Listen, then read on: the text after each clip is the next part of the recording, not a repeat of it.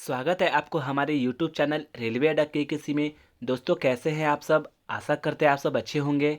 जैसा कि आपको पता है हम लोग daily SSC GD previous year question और नया पैटर्न पे जो आधारित प्रश्न आएंगे 20 प्रश्न उसका हम लोग डेली एनालिसिस करते हैं। और आपको डेली एक दोस्तों सेट मारना होगा। सेट में आपको जीके हो मैथ हो सभी पे बराबर ध्यान देना होगा, जिससे आपको स्कोर अच्छा मिल सके और ज़्यादा प्रश्न बना सके आप और एग्ज़ाम में आप क्वालिफाई हो जाए। और जो नहीं मिले तो आप चलते हैं पहले प्रश्न की ओर। डैश एक जीवाणु संबंधी रोग है। तो आपको बता दें कि यहाँ जीवाणु संबंधी रोग आपको खोजना है। 4 ऑप्शन है दाद, पोलियो, मलेरिया, उपदंश। दोस्तों दाद जो होता है आपको कवक के कारण होता है, यहाँ पे लिखा हुआ है दाद कवक के कारण होता है और इस कवक का नाम है टीनिया कैपिटिस। टीनिया कैपिटिस है। जबकि पोलियो का बात किया जाए तो वो विषाणु से होने वाला रोग है। पोलियो जो होता है विषाणु से होता है। और बात करें मलेरिया तो मलेरिया के परजीवी का वाहक जो है मादा एनोफिलीज मच्छर है। यहाँ पे आप देख रहे होंगे मलेरिया जो होता है वो मादा एनोफिलीज मच्छर से होता है। और आपको जीवाणु से होने वाला रोग जो होता है आपको उपदंश हो जाएगा। यहाँ पे देख रहे हैं उपदंश हो जाएगा। हैजा याद रखिए, हैजा। निमोनिया याद रखिएगा, हैजा निमोनिया, ये सब आपको जीवाणु से होने वाला विभिन्न रोग है। ये सब आपको ध्यान देना होगा जिससे प्रश्न आपको पूछते हैं। नेक्स्ट क्वेश्चन देखते हैं। मूलभूत अधिकारों में से ज़्यादातर हमारे संविधान के डैश से डैश अनुच्छेद में शामिल किए गए हैं। यानी आपको बताना है कि जो मूलभूत अधिकार है वो किस अनुच्छेद से लेकर किस अनुच्छेद तक शामिल किया गया वो आपको बताना है। तो दोस्तों ऑप्शन ए में देख रहे होंगे 1 से 10 तक। नहीं दोस्तों 1 से 10 तक में कोई भी अनुच्छेद जो है मौलिक अधिकार का नहीं है। जबकि आपको ऑप्शन बी देख रहे होंगे 12 से 35, ये आपका बिल्कुल सही जवाब है, क्योंकि 12 अनुच्छेद से लेकर 35 अनुच्छेद तक जो है आपको मौलिक अधिकार है जो भाग 3 में वर्णित है। यहाँ पे आपको दिखाया गया है। एक्स्ट्रा फैक्ट भी आप ध्यान से देखिएगा, पढ़िएगा, आपको याद हो जाएगा। संविधान के भाग 3 में मौलिक अधिकार है जो अनुच्छेद 12 से 35 के बीच में स्थित है। संविधान के भाग 4 में आपको है डीपीएसपी यानी राज्य के नीति निर्देशक तत्व है जो अनुच्छेद 36 से लेकर 51 तक के बीच में है। और भाग 2 में आपको नागरिकता का संबंध है, नागरिकता का उल्लेख किया गया भाग 2 में जो अनुच्छेद 5 से 11 के बीच में है। और 1 से 4 जो है अनुच्छेद दोस्तों याद कीजिए 1 से 4 है भाग 1 जो कि राज्य और उस संबंधित केंद्र शासित प्रदेश है इसमें, ये भी आपको याद रखना है। टोटल आपको 22 भाग हैं संविधान में। और यहाँ नेक्स्ट क्वेश्चन देखते हैं। किसी भी सुरक्षित वेबसाइट के यूआरएल में सुरक्षा प्रमाण पत्र पैडलॉक का रंग कैसा होता है? तो आपको बता दें जो सुरक्षित वेबसाइट होता है जहाँ पे यूआरएल होता है तो यूआरएल में एक पैडलॉक होता है, उस पैडलॉक का रंग कैसा होता है वो ये पूछ रहा है। तो दोस्तों ये पैडलॉक का रंग होता है हरा। ये पैडलॉक का रंग क्या होता है? हरा होता है। ऑप्शन नंबर बी आप देख रहे होंगे ग्रीन कलर का होता है पैडलॉक। और एक्स्ट्रा फैक्ट में बात किया जाए तो यहाँ पे एक शब्द आया है यूआरएल। तो यूआरएल का फुल फॉर्म क्या पूछेगा? एग्जाम में पूछता है यूआरएल का फुल फॉर्म। तो यू से हो जाएगा दोस्तों यूनिफॉर्म, आर से हो जाएगा रिसोर्स, एल से हो जाएगा लोकेटर। तो यूनिफॉर्म रिसोर्स लोकेटर हो जाएगा यूआरएल का फॉर्म। जबकि एचटीएमएल का बात किया जाए तो एच से हो जाएगा हाइपर, टी से टेक्स्ट, एम से मार्कअप, एल से language. Hyper text markup language हो जाएगा एचटीएमएल का। दोस्तों याद रखिए एचटीएमएल का हाइपर टेक्स्ट मार्कअप लैंग्वेज। जबकि बात किया जाएगा एचटीटीपी तो एचटीटीपी का फुल फॉर्म हो जाएगा एच से हो जाएगा हाइपर, टी से टेक्स्ट, टी से ट्रांसफर और पी से protocol. Hyper text transfer protocol ही हो जाएगा। ये चारों क्वेश्चन आप फुल फॉर्म से क्वेश्चन याद रखिएगा। नेक्स्ट 4 नंबर प्रश्न देखते हैं दोस्तों। 1971 में स्वतंत्रता के बाद 1971 में स्वतंत्रता की घोषणा के बाद बांग्लादेश के प्रथम प्रधानमंत्री का नाम बताइए। यानी कि बात हो रहा है बांग्लादेश का जो कि हमारा पड़ोसी दोस्त देश है। तो बांग्लादेश का प्रथम प्रधानमंत्री दोस्तों याद रखिएगा ऑप्शन ए में देख रहे होंगे ताजुद्दीन अहमद।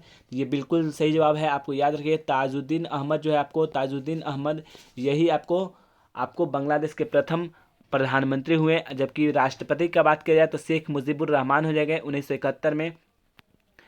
अब नेक्स्ट क्वेश्चन देखते हैं दोस्तों। चोल वंश का संस्थापक कौन था? ये छोटा सा क्वेश्चन है जो कि एग्जाम में बहुत बार पूछा हुआ रिपीटेड क्वेश्चन है दोस्तों। चोल वंश का संस्थापक जो है आपको ऑप्शन ए में राजेंद्र चोल नहीं है, राजराज प्रथम चोल नहीं है, राजेंद्र तृतीय नहीं है। इसका आंसर हो जाएगा विजयालय। याद रखिएगा चोल वंश का संस्थापक जो हुआ है विजयालय में हुआ है, विजयालय के द्वारा किया गया था। और यहाँ पे कुछ एक्स्ट्रा फैक्ट में चोल वंश देखिएगा दोस्तों। चोल वंश की राजधानी कहाँ है? तंजौर में है, तमिलनाडु के तंजौर में। जबकि चोल नरेश हैं राजा राज प्रथम जो है वो उत्तर लंका जो है उसमें अनेक क्षेत्र जीत लिए थे। ये चोल राज प्रथम जी जो है लंका को जीत लिए थे, श्रीलंका को। तंजौर में स्थित है बृहदेश्वर मंदिर। तो तंजौर में बृहदेश्वर मंदिर का निर्माण जो है राजराज प्रथम ने ही किया था और इसलिए इस मंदिर को राजराजेश्वर मंदिर के नाम से भी जाना जाता है। याद रखिएगा, तंजौर में है बृहदेश्वर मंदिर जिसका निर्माण राजराज प्रथम ने किया था। और बात की जाए चोल वंश का अंतिम शासक कौन है, तो चोल वंश का अंतिम शासक है दोस्तों राजेंद्र तृतीय। राजेंद्र तृतीय जो है आपको चोल वंश का अंतिम शासक मानते हैं। नेक्स्ट क्वेश्चन देखते हैं, कौन सी धातु जो है अम्लगम बनाने में काम करती है। तो अम्लगम जब भी आएगा दोस्तों, अम्लगम तो इसमें एक तत्व जो होगा, एक तत्व पारा होना ही है, Hg पारा, जिसका एटॉमिक संख्या जो होता है 80 होता है पारा का। तो ये इसमें अम्लगम बनाना है तो आपको पारा उसमें रहना ही पड़ेगा। और पारा का एक प्रमुख अयस्क है जिसका नाम है सिनेबार, जिसका सूत्र हो जाएगा HgS। याद रखिएगा दोस्तों कि सिनेबार का जो सूत्र होता है वो HgS होता है, पारा का अयस्क है।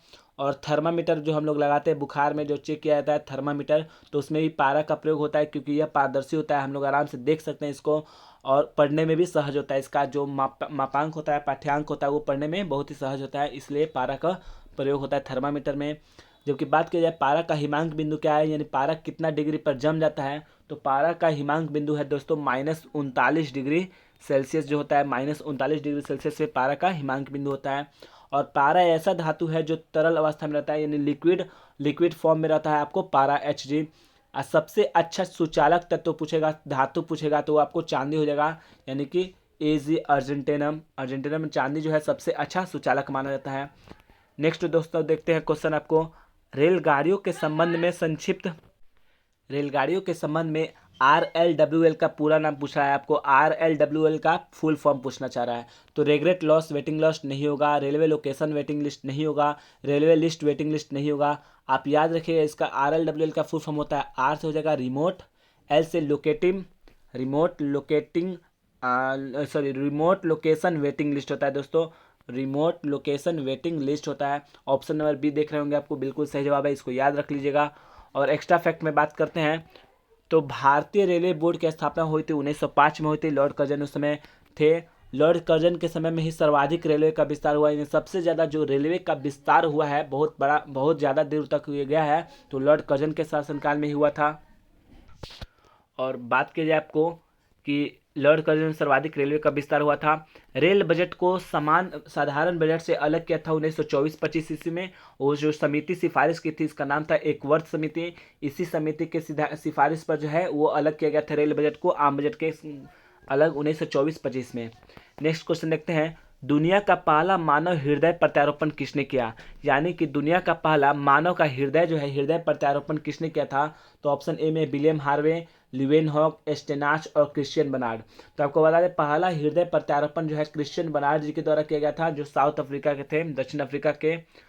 और यहाँ पे आपको ऑप्शन के हिसाब से भी क्वेश्चन सेट किया गया है। तो रक्त परिसंचरण तंत्र क्वेश्चन पूछेगा, रक्त परिसंचरण तंत्र की खोज किसने की, तो विलियम हार्वे ने किया था। रक्त परिसंचरण, हमारे शरीर में रक्त कैसे इधर उधर जाता है, परिसंचरण करता है, इसकी तंत्र की खोज विलियम हार्वे ने किया था। जबकि बात करें लिंग हार्मोन, क्वेश्चन पूछेगा लिंग हार्मोन की खोज किसने की, तो एस्टेनाच, ऑप्शन नंबर बी में इसमें दिखा था, लिंग हार्मोन की खोज एस्टेनाच ने किया था।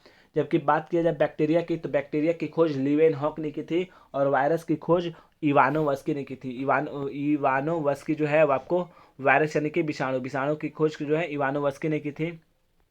नेक्स्ट देखते हैं BCG का टीका किसने विकसित किया था। यानी BCG का फुल फॉर्म पहले आप याद रखिए, बी से हो जाएगा बैसिलस, बी से बैसिलस हो जाएगा, सी से हो जाएगा कालमेट, जी से ग्यूरिन, बैसिलस कालमेट ग्यूरिन हो जाएगा। तो बैसिलस कालमेट ग्यूरिन का टीका जो है विकसित किया था यूरिन कालमेट ने, यानी इन्हीं के नाम पे इनका याद रखिएगा, यूरिन कालमेट ने ही विकसित किया था BCG का टीका। और ये जो आपको तपेदिक में दिया जाता है, यानी कि आपको TB में दिया जाता है। ओपन हार्ट सर्जरी, याद रखिएगा ओपन हार्ट सर्जरी जो है ना, वो सबसे पहले जो खोज किए थे वो वाल्टर लिलेहल ने किया था, वाल्टर लिलेहल के द्वारा सर्वप्रथम किया गया था ओपन हार्ट सर्जरी। जबकि आप बात करें सल्फा ड्रग्स, ये दवाई है, ड्रग्स है सल्फा ड्रग्स, इसकी खोज जो है डार्क मैक ने किया था, डार्क मैक के द्वारा क्या किया गया था, सल्फा ड्रग्स की खोज की गई थी।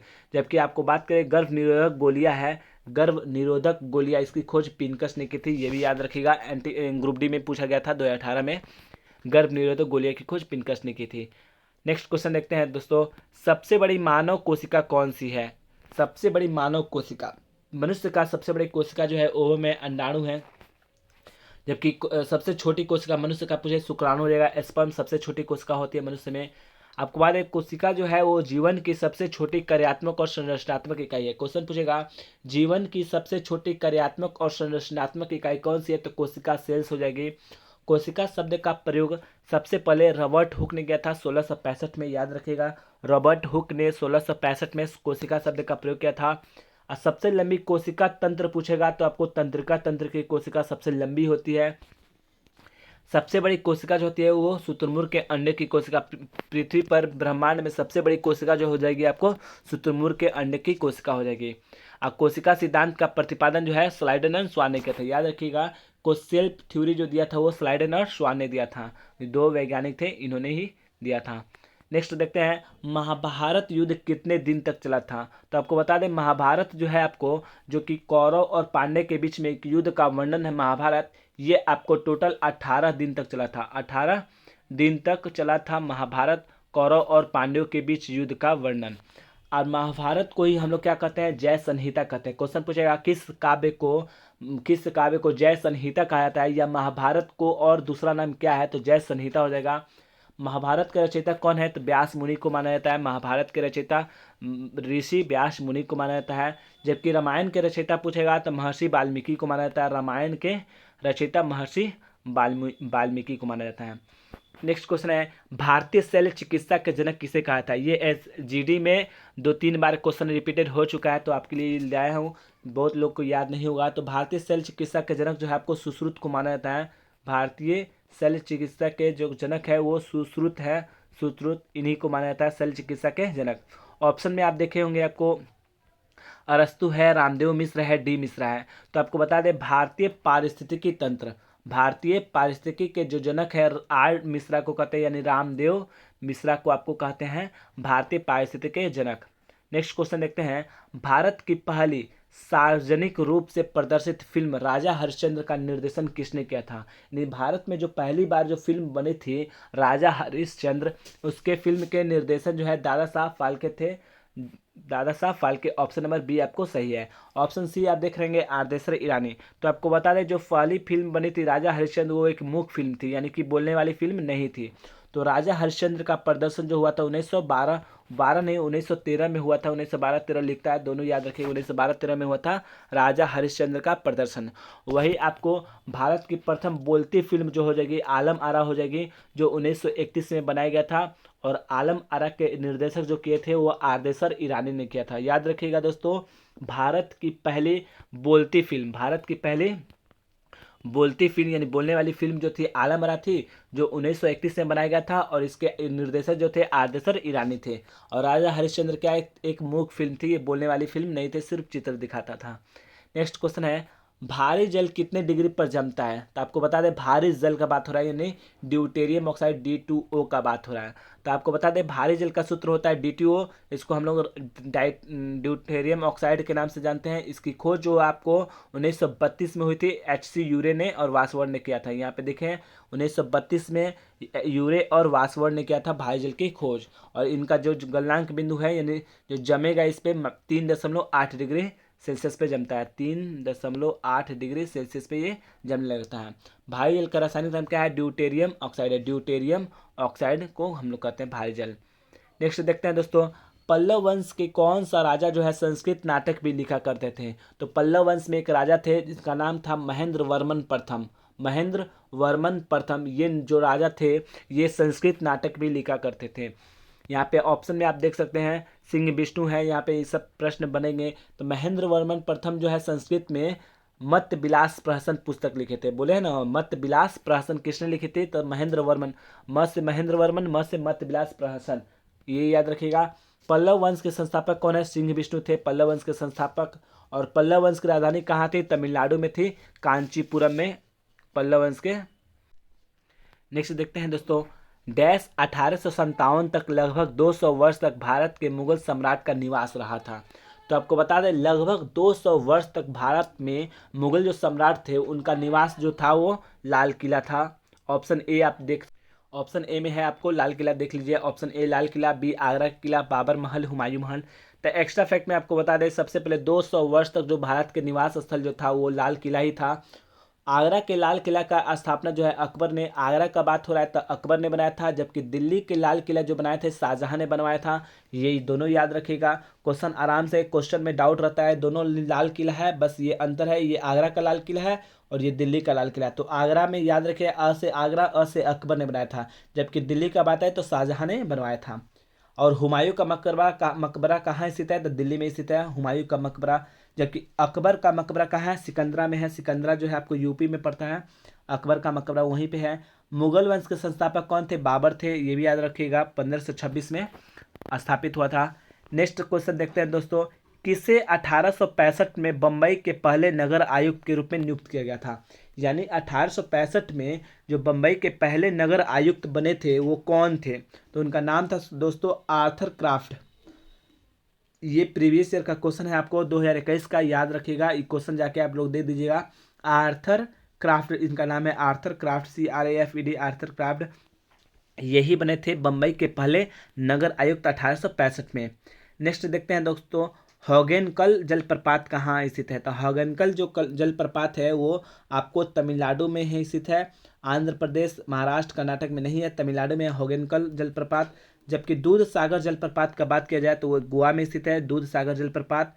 और कर्नाटक में बात किया जाए तो यहाँ पे दो दो याद रखिएगा, जोग जलप्रपात या शिव समुद्रम। देखते हैं दोस्तों, नेक्स्ट क्वेश्चन है, किस राज्य में भोरमदेव मंदिर स्थित है जहां प्रत्येक वर्ष मार्च के अंत में भोरमदेव महोत्सव मनाया जाता है? तो आपको बता दें कि ये भोरमदेव मस्जिद जो है, भोरमदेव मंदिर जो है आपको छत्तीसगढ़ में स्थित है। और ऑप्शन डी आप देख रहे हैं इसका आंसर।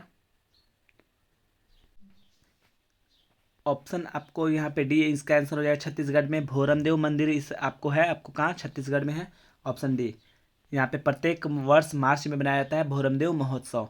नेक्स्ट क्वेश्चन है दोस्तों कि भारतीय जीवन बीमा यानी LIC जो है किस अधिनियम द्वारा पारित हुआ था? तो LIC जो है आपको 1956 में पारित हुआ था और इसकी स्थापना हुआ था 1 सितंबर 1956 में। 1 सितंबर 1956 में। LIC में जो अभी वर्तमान में अध्यक्ष हैं वो MR कुमार हैं, MR कुमार, ये LIC में अभी अध्यक्ष हैं अभी। नेक्स्ट देखते हैं, लास्ट क्वेश्चन है दोस्तों, उत्तरी कोरिया और दक्षिण कोरिया के बीच में कौन सी सीमा स्थित है? तो बात करें हम लोग उत्तरी कोरिया और दक्षिण कोरिया, तो कौन सी सीमा स्थित है? तो ये आपको बी में ऑप्शन है 38वीं सीमा। तो 38वीं रेखा जो है आपको उत्तरी कोरिया, याद रखें, उत्तरी 38वीं, उत्तरी कोरिया 38वीं और दक्षिण कोरिया के बीच में स्थित है।